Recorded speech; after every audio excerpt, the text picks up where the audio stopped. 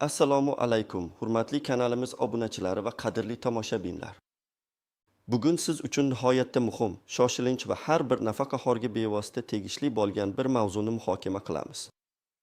Hozirda ko'plab nafaqaxo'rlarimiz orasida bir maygacha ularga qandaydir qo'shimcha to'lovlar yoki imtiyozlar berilishi kerakligi haqida mish-mishlar yuribdi.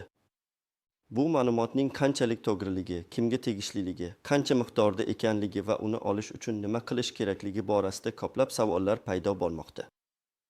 Afsuski, ko'pchilik aniq ma'lumotga ega emas va ba'zan noto'g'ri tushunchalar ham yuzaga kelishi mumkin. Bu axborot har bir nafaqaxo'r uchun o'ta muhim. Shuning uchun videoni oxirigacha diqqat bilan tomosha qilishingizni so'rayman. Ushbu videodan olgan bilimlaringiz sizga moddiy jihatdan foydali bo'lishi mumkin.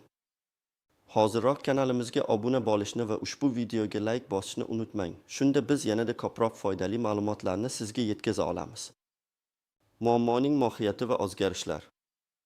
Azizlar, avvallari nafaqalar va ijtimoiy to'lovlar asosan ma'lum bir belgilangan tartibda, yil davomida kamdan-kam o'zgarishlarsiz amalga oshiriladi.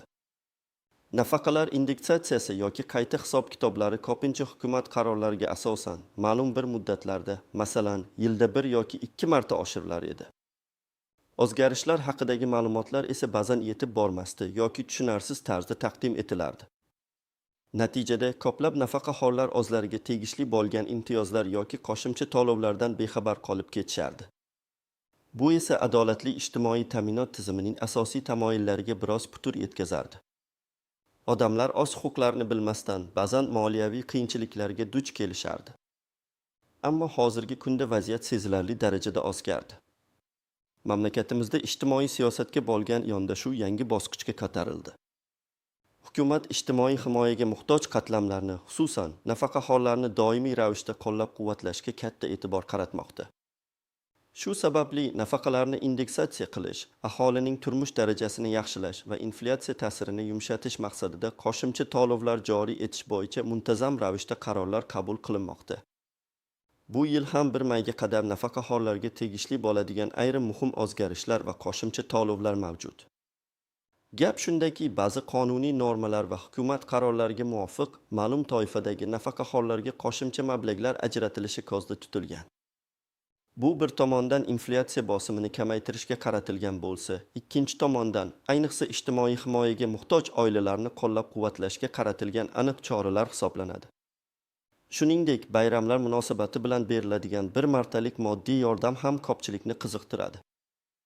Aynan shu jihatlarni biz siz bilan birgalikda batafsil ko'rib chiqamiz, toki hech bir nafaqaxo'rimiz o'ziga tegishli imtiyozdan bexabar qolib ketmasin.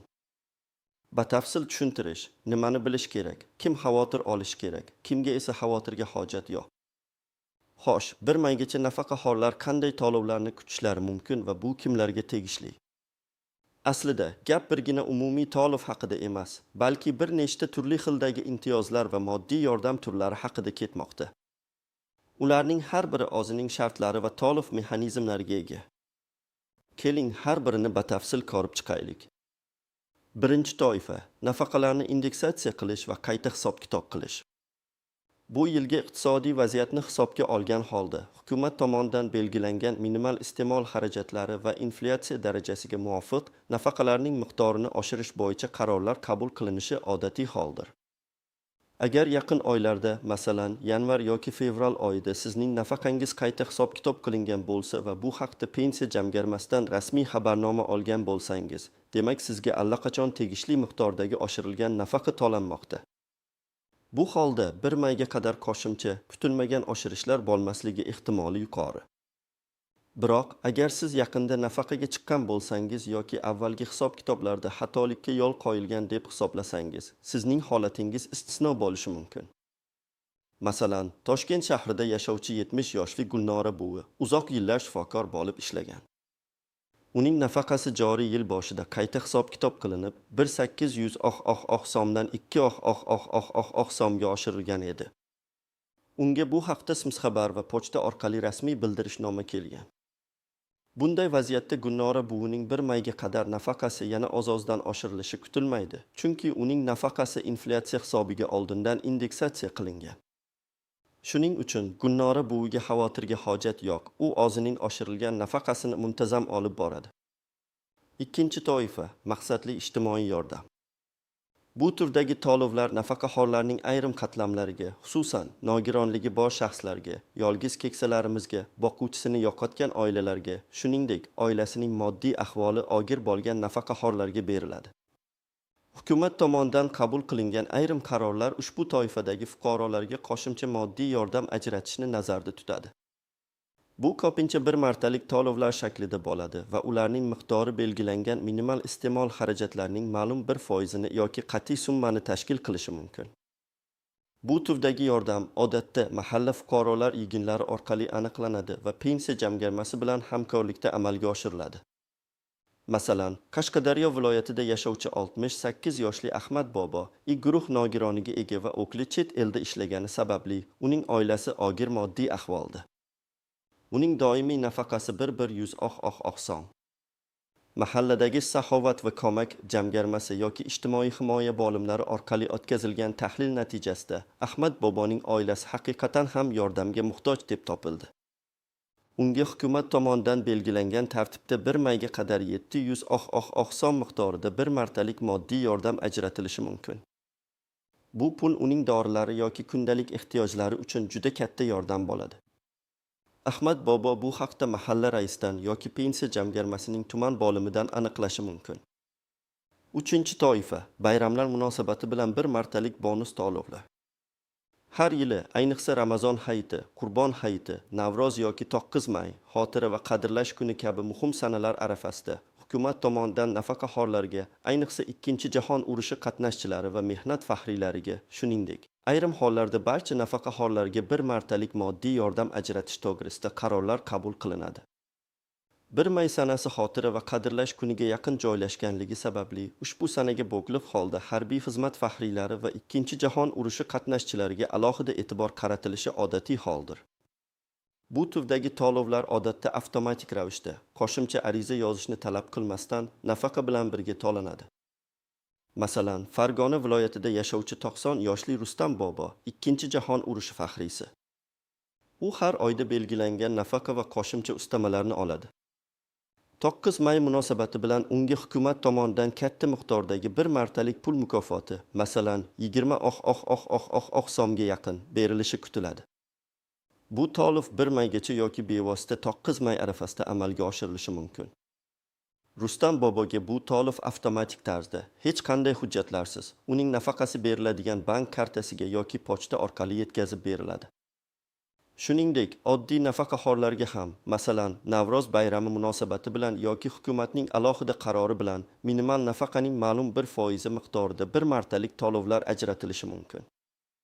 Bu to'lovlar odatda 100 so'mdan 300 so'mgacha bo'lishi mumkin. Agar sizning holatingiz shunga o'xshash bo'lsa, sizga xavotirga hojat yo'q.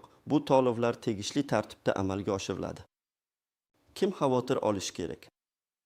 Asosan, quyidagi toifadagi nafaqaxo'rlar o'zlariga tegishli to'lovlar borasida biroz xavotirlanishlari va aniqlik kiritishlari zarur. 1. Agar siz yaqinda nafaqaga chiqqan bo'lsangiz, lekin hali nafaqangizning to'g'ri hisoblanganiga amin bo'lmasangiz. 2. Agar sizning oilangizning moddiy ahvoli og'ir bo'lsa va ijtimoiy yordamga muhtoj bo'lsangiz, lekin bu haqda pensiya jamg'armasiga yoki mahallangizga murojaat qilmagan bo'lsangiz. 3. Agar sizning shaxsiy ma'lumotlaringiz, masalan, bank hisob raqamingiz yoki yashash manzilingiz o'zgargan bo'lsa, lekin bu haqda pensiya jamg'armasiga xabar bermagan bo'lsangiz. Bunday holatda to'lovlar kechikishi yoki noto'g'ri manzilga borishi mumkin. 4. Agar siz avvalgi to'lovlar bo'yicha qandaydir muammolarga duch kelgan bo'lsangiz, kimga esa xavotirga hojat yo'q. Agar sizning nafaqangiz muntazam ravishda to'lanib kelayotgan bo'lsa, avvalgi oshirishlar haqida xabardor bo'lsangiz va bayramlar munosabati bilan beriladigan bir martalik to'lovlar sizning toifangizga avtomatik tarzda tegishli bo'lsa, sizga ortiqcha xavotirga hojat yo'q. Bunday hollarda to'lovlar belgilangan tartibda o'z vaqtida amalga oshiriladi. Faqatgina pensiya jamg'armasining rasmiy e'lonlarini kuzatib borish kifoya. Istisnolar, qiyinchiliklar va noaniq jihatlar. Har qanday tizimda bo'lgani kabi, nafaqa to'lovlarida ham istisnolar, kutilmagan qiyinchiliklar va ba'zan noaniq jihatlar bo'lishi mumkin. Bu jihatlarni bilish sizga kelajakda yuzaga kelishi mumkin bo'lgan muammolarni oldini olishga yordam beradi. Birinchi istisno, agar nafaqaxo'r chet elda yashayotgan bo'lsa. Chet elda doimiy yashayotgan O'zbekiston fuqarolari uchun nafaqa to'lash tartibi alohida qonun hujjatlari bilan belgilanadi.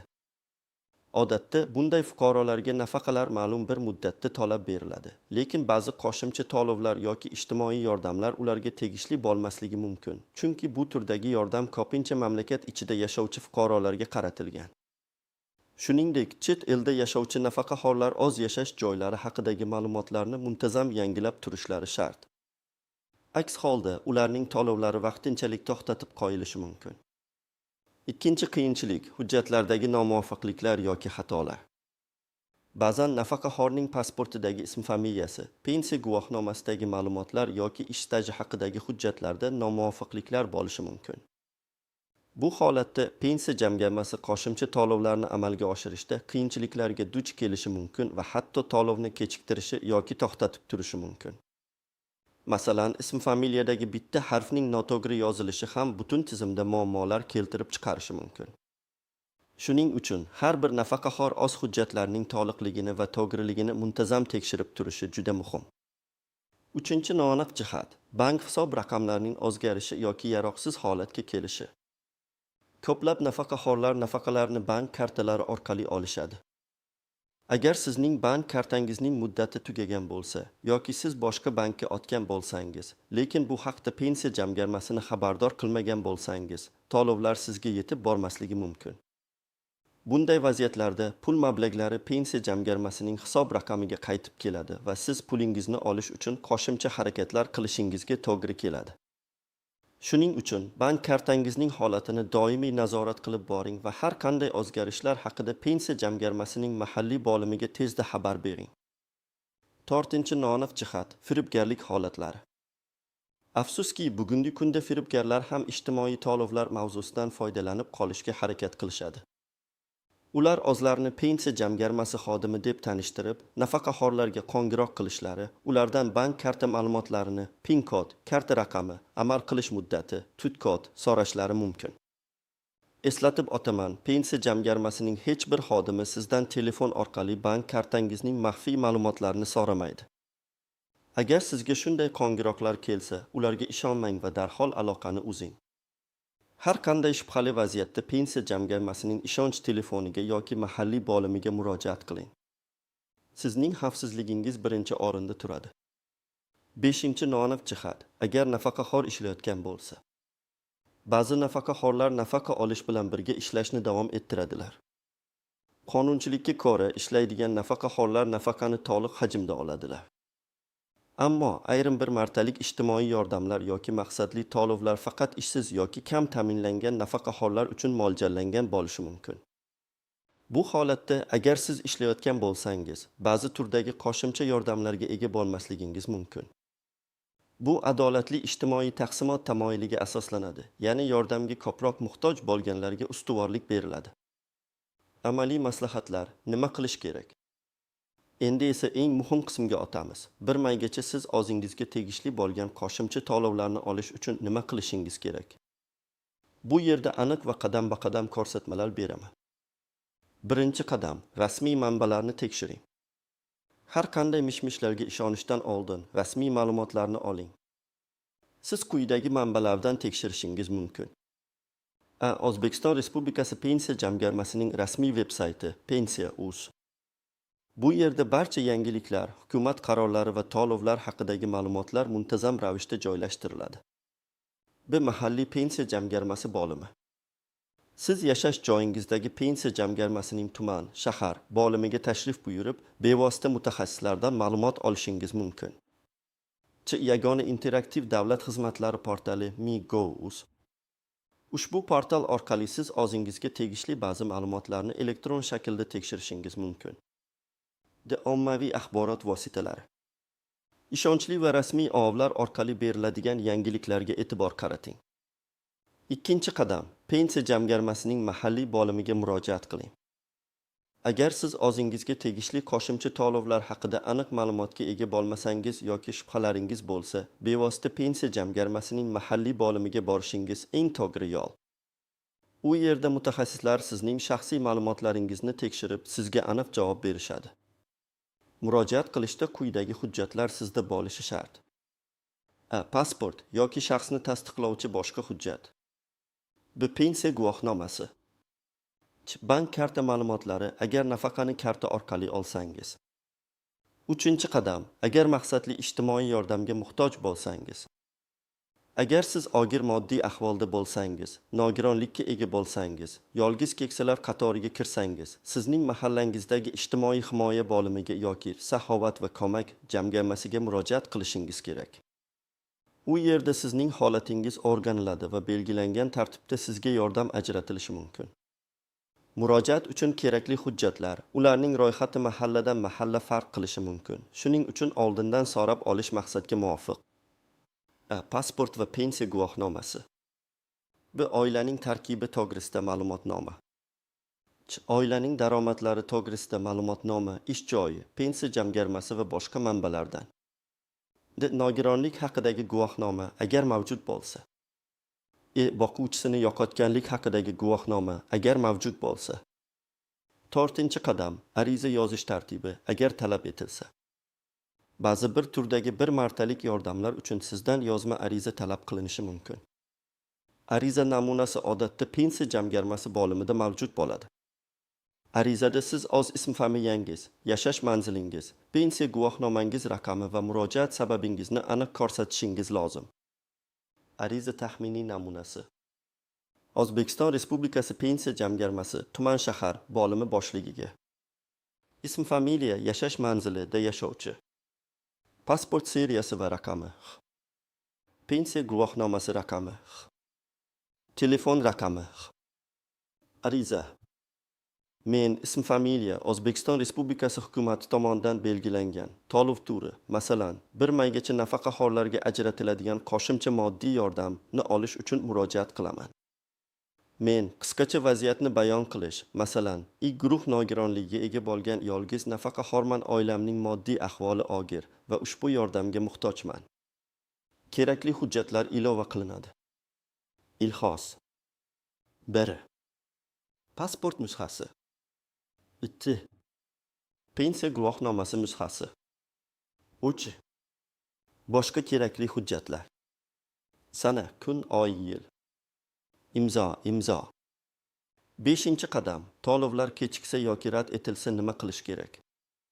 Agar sizga to'lovlar kechiksa yoki sizga noto'g'ri ravishda rad javobi berilgan deb hisoblasangiz, siz yuqori turuvchi tashkilotlarga murojaat qilish huquqiga egasiz.